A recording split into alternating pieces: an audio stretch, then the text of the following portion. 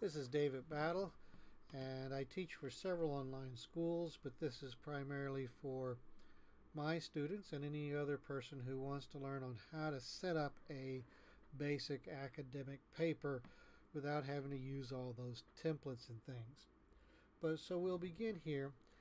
First thing I'm going to show you is that when I grade papers, I use this little show hide keep button. When I click on it, notice the page is blank, nothing's there, but when I click on it, it shows me my paragraphs. And here I have an empty paragraph. Well, that's where every paper begins with a empty paragraph. So the first thing you put in a paper is the title of the paper. Okay? And then the next thing, I know it's a single space, but we're supposed to have double space. Well, I'm going to be emphasizing in this video the paragraph settings. Paragraph settings are set off the Home tab, which is right up here, and you see the paragraph settings right in here. Well, you can change it the easy way, which is this little key here that will allow you to come down in double space. But since I'm emphasizing paragraph settings tonight, I'm going to use this one. So what I do is I come up and open up my paragraph settings, and I come here spacing, and I go double. Click. Now you notice nothing happened. Well, that was because in Word each paragraph is formatted by itself. So I have to come back up to here and again click the paragraph settings and come over here and click on double and say OK. OK. Now you see there is the double space. Now then I put my name. My name. Name goes here. And then I hit click, and then of course you put your class, and I'm going to just pretend this is BIB 350 Pentateuch. And then I put your university name, Grand Canyon University. And then you come down and you put the due date for the paper. Now you sit there and say, well, wait a minute here, there's some problems. It's not centered on the page. And you go, yeah, you're right. And the simple way of doing that is you just highlight it and you come over here to these tabs and hit that tab and it centers it. Then another guy will say, hey, but that's not centered vertically on the page. It's centered horizontally, but not vertically. In other words, it's not in the center of the page. The simplest way to do that in paragraph, you can do it several ways, but one is you can hit the keys here and you kind of visually get how long the paper is and you kind of guess it. But an easier way, you have all these empty paragraphs there. So now the easier way is just go here and you come here, down here, spacing before. This tells you the spacing before the paragraph. In other words, how much spacing you want between this paragraph and the one above it. I know they look like lines, but in Word they're paragraphs. And then or afterwards. Now, in this case, most of the time they'll be set like a 6 here. But what we'll do is we'll put right here, from experience, I know that the center will be roughly 250 points. So I hit there. Now notice it jumped from up here down to here. And as you see, that is roughly the center of the page. So we come back down here, and the next thing I put in is my title of my first heading within the paper, Introduction. Now you can say, well, that's still on the title page. And I said, yes, you're right, it is on the title page. So what I do is I come up here to paragraph settings, I go over here to line breaks, and I put a break before the page. And what this is going to do is that's always going to put introduction at the top of its own page. So I hit click, and noticed it jumped down here. I hit enter again. Now one thing about paragraph settings is that they transfer from whatever paragraph you're working on to the next one. So when you hit enter, it goes down to the next page.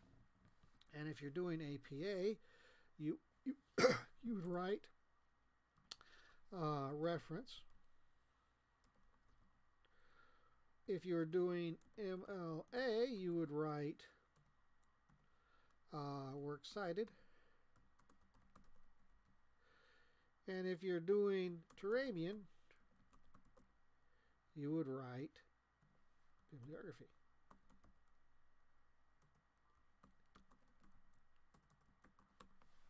Okay? Now, this is going to create a problem because remember I said that whatever settings you have goes to the next. So when I hit here, enter, it goes to the next page. I don't want that anymore. I don't want that setting anymore. So I come up here and I go paragraph settings and I take off the page break before. Boom. And that brings us right up underneath there. Now I come back up to the top to this one here and I'm going to start my paper. Before I go for my first line of paper, I put my pointer right at the end of the word. I hit enter. I just have the same problem. Just created another page. I don't want that. So what I do is I come back up here, if you remember, and I take that away. Take away page break before, and it comes right back up here, right under introduction. Now you still say, well, it's centered.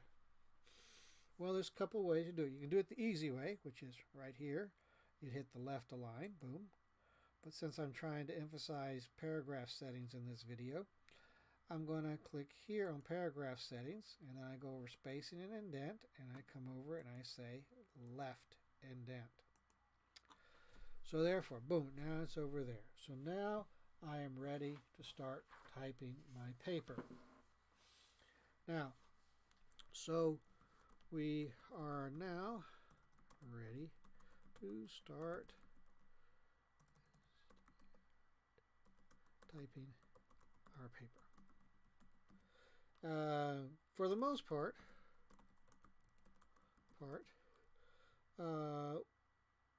we will use the same paragraph settings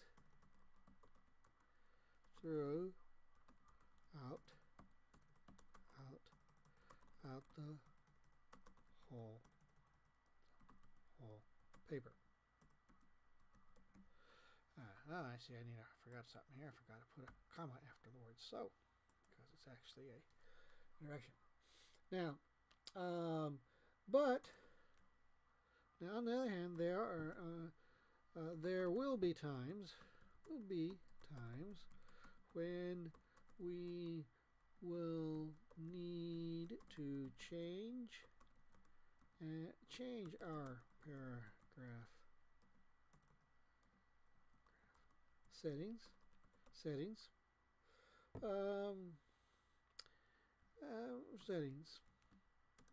Like we need to decide, like for example, we need to decide to use either a tab, use no tab, to use either a simple tab or paragraph settings.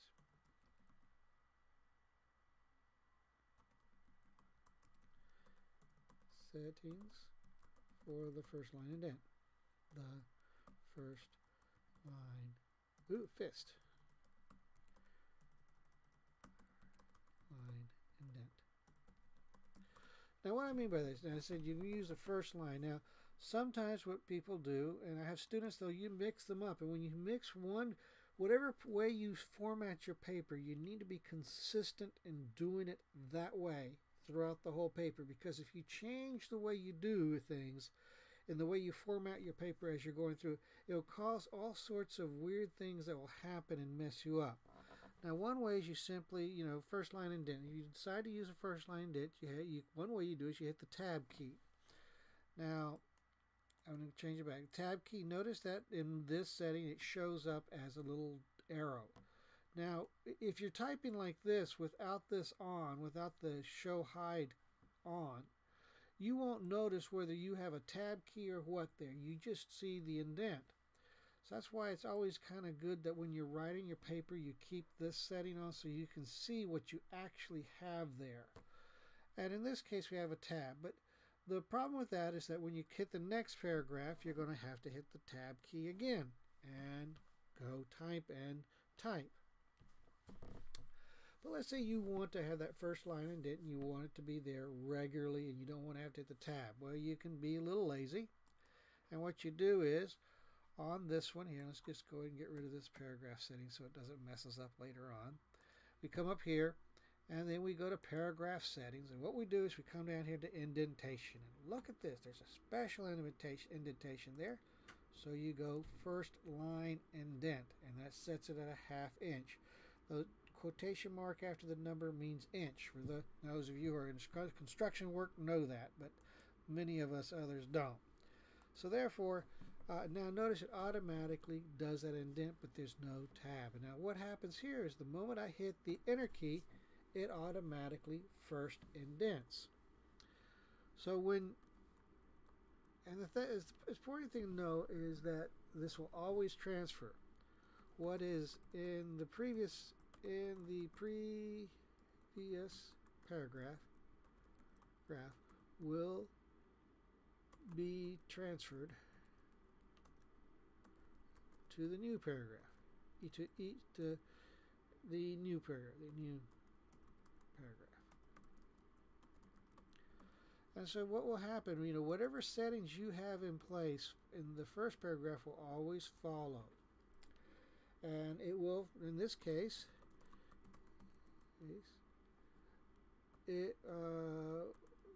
the new paragraph, next paragraph, will always have a first line indent. Now, on this ability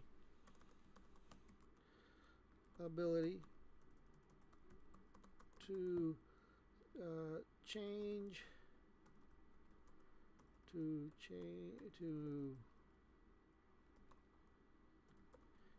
paragraph settings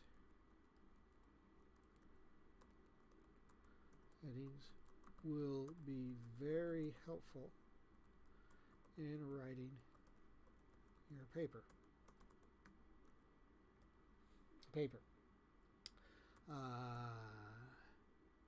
Especially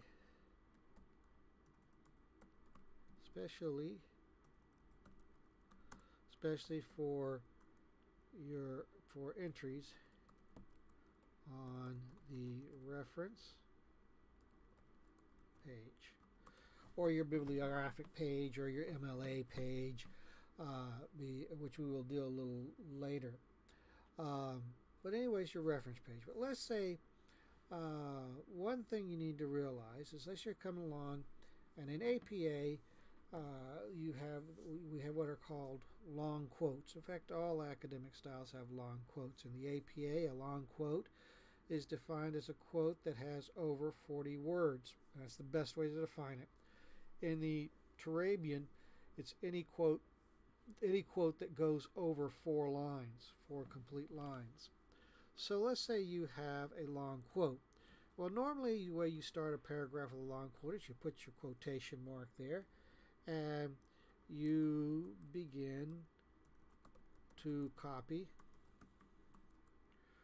or some will copy and paste the quote from your source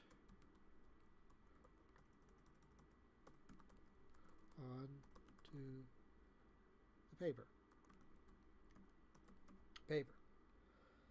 As I said before,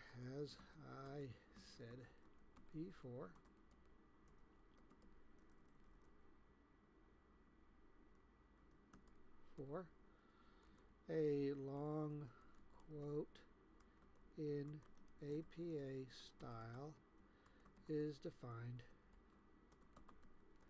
as one that is over 40 words.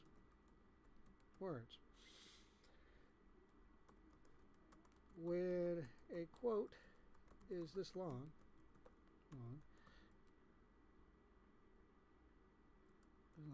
we mark it off differently from shorter quotes. Shorter quotes. There's several differences, but the big one that I'm going to be emphasizing here is that shorter quotes are marked off with double quotation marks. Double quotation marks. As you see, that's a double quotation mark up there. Now, if this were a long quote, we'd have our quote, and we put a shorter quote. We put our actually what we do is we'd end the quote, then we'd put our citation, 2019. There's no page number with this because it's an audio, and then I click it and period. And that's kind of how it would look.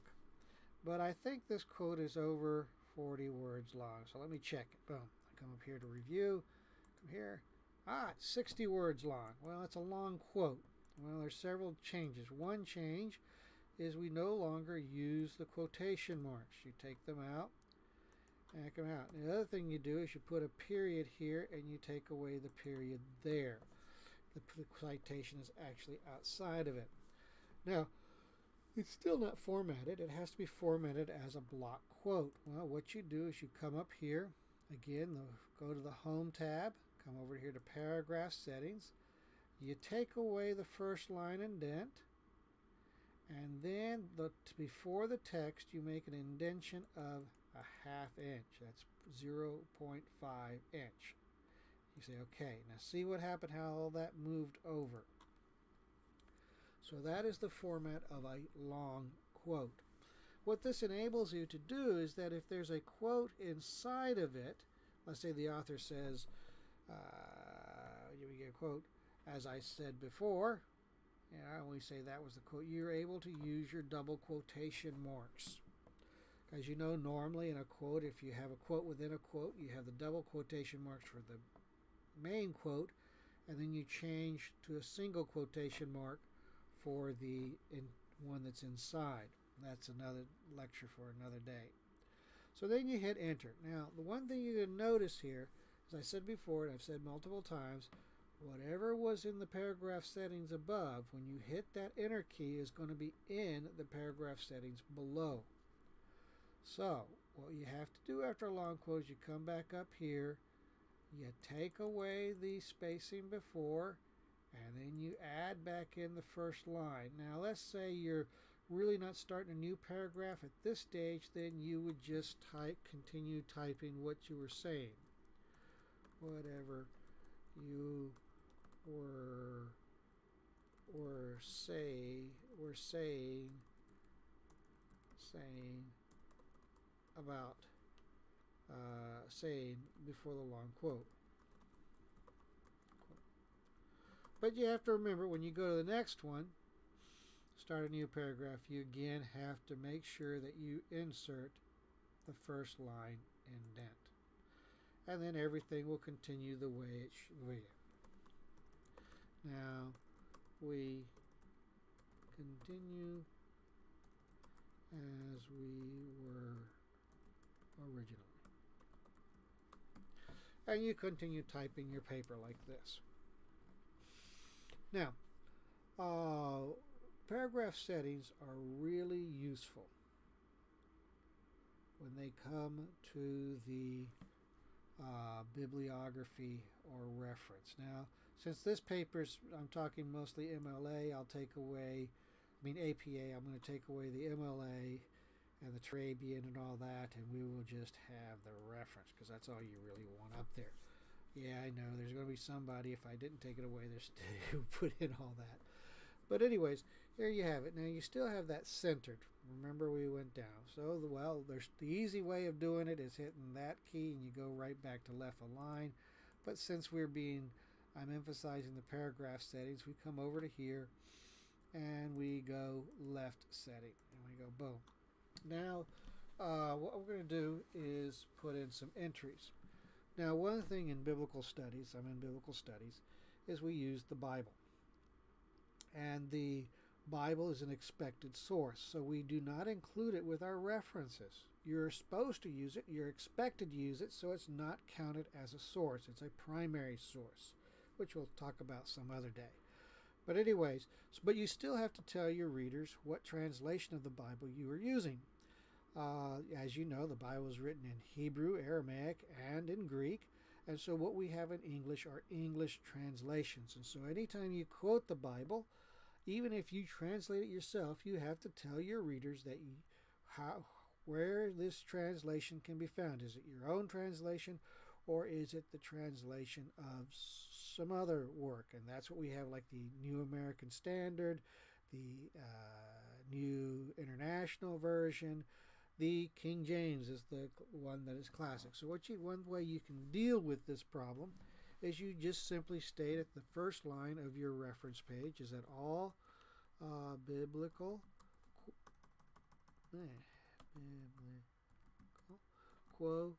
quotations are from the King James Version.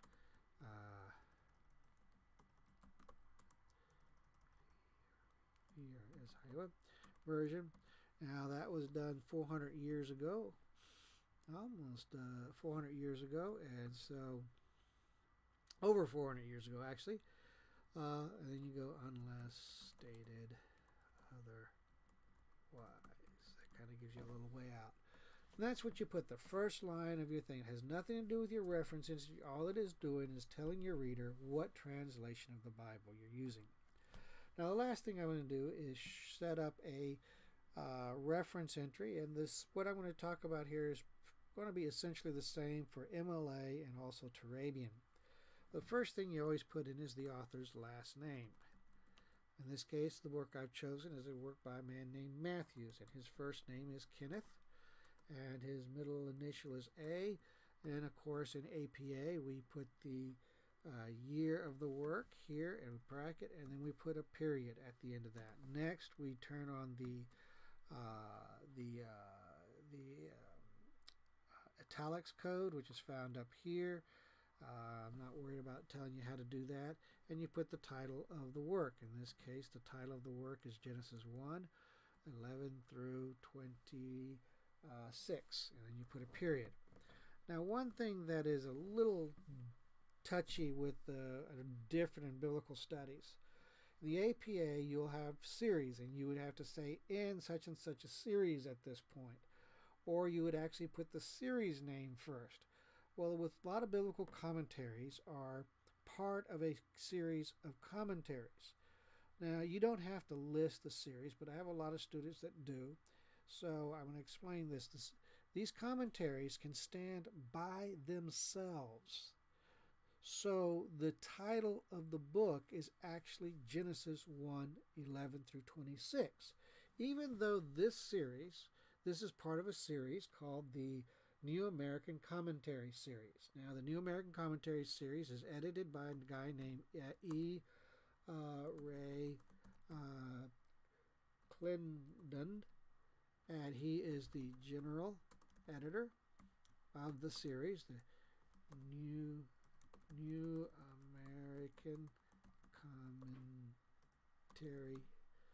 American Commentary, and this is actually volume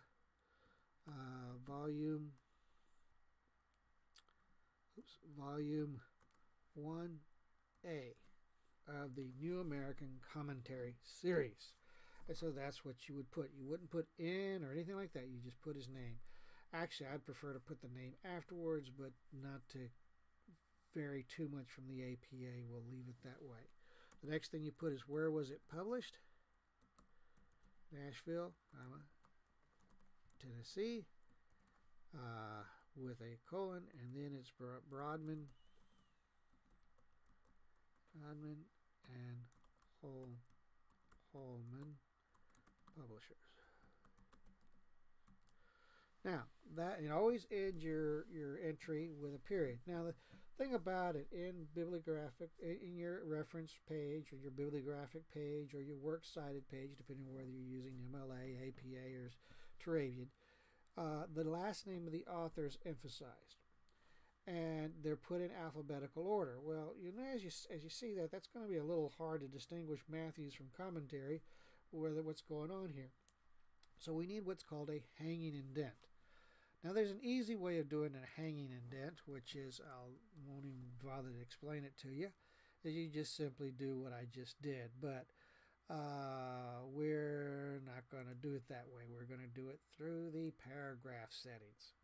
You come over here to special paragraph settings and you put hanging indent, and you see it's automatically at 0.5 inches, and you boom, and notice it goes over. Now you remember that once you have that hanging indent, the next one will always go hanging indent. So let's say Johnson, and we will just kind of make this one up like this, and notice what happens. Boom. You have it. Now, therefore, you see the last name is emphasized so that in alphabetical order you can scan down and find the work as you're looking for it. Anyways, hopefully this will help you set up your papers and make paper writing very easy. What this paper here will cause is that even if I were to type and only come over 1 or 2 lines here, this would automatically go to the next page, no matter what. Let's just show how that happens. Let's say I was going to type, and I type, boom. Look what happened. Boom. Now it moved automatically to the top of the next page. So no matter how much you type, let's say that in your editing, you realize you didn't need these 3 paragraphs. Boom. It comes right back up. It's going to preserve that as an independent page, a single page. So anyways, I hope this is helpful to you. Take care. Lord be with.